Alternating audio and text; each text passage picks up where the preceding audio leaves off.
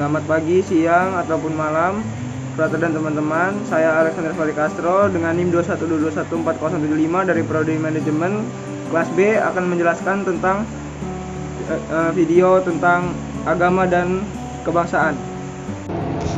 Persoalan yang sedang mewarnai sosiologi politik di Indonesia ialah ada dua kecenderungan yang sama-sama mendatangkan musibah bagi proses meng-Indonesia ke depan.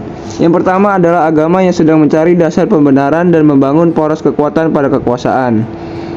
Yang kedua adalah agama dimanfaatkan untuk memperkuat basis dukungan politik kekuasaan. Hal pertama berbahaya karena agama bisa saja menindas dan mengambil alih ruang publik. Dan yang kedua juga tentunya berbahaya karena entah sadar atau tidak sadar, agama direndahkan kedudukannya untuk melayani hasrat kekuasaan. Dalam negara kita, Pancasila merupakan ideologi negara yang menjadi dasar pandangan hidup bangsa Indonesia sekaligus dasar pemersatu. Lambang persatuan dan kesatuan.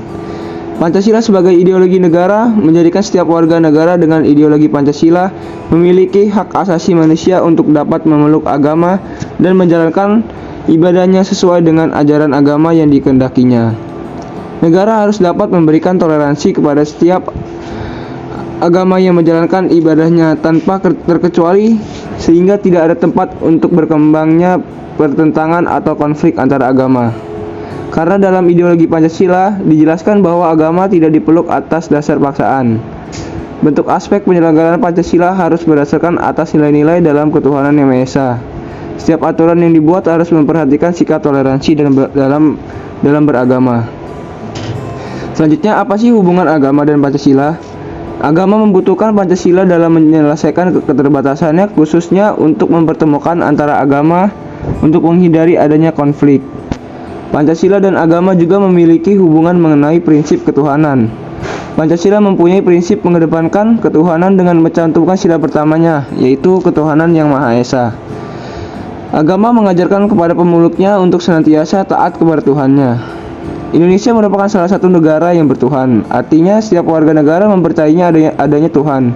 Sehingga prinsip ketuhanan dicantumkan oleh sila Pancasila yang merupakan dasar serta ideologi negara Indonesia. Dalam hidup kebangsaan yang berbeda-beda, kita harus saling mengasihi sesama dan tidak membeda-bedakan.